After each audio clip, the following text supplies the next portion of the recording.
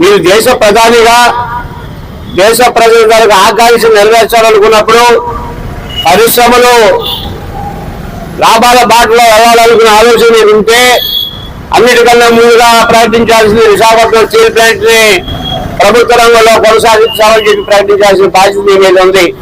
ప్రధానమంత్రి అంటే కొన్ని సంస్థలకో కొన్ని రాష్ట్రాలకో పరిమితం కాదు.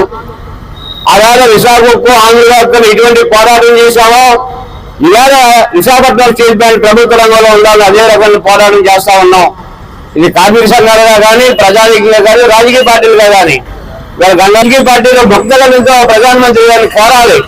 ఈ ప్రాంతం వస్తున్నారు, స్టీల్ ప్లాంట్ ని ఆదుకోవాలి, ఇది ప్రభుత్వ రంగంలో కొనసాగించాలి, 5,000 కోట్లు రుణాలు సమకూర్చాలి, కొత్త రిక్రూట్మెంట్ చేయాలి, నిర్వాసితులకు ఉపాధి కల్పించాలి, లేని పక్షులకు గుర్తు కల్పించాలని చెప్పి ఓ ప్రధానమైన డిమాండ్స్ తో ప్రధాన రాజకీయ పార్టీలు ఇతర కార్మిక సంఘాలు కోరుతా ఉన్నాయి.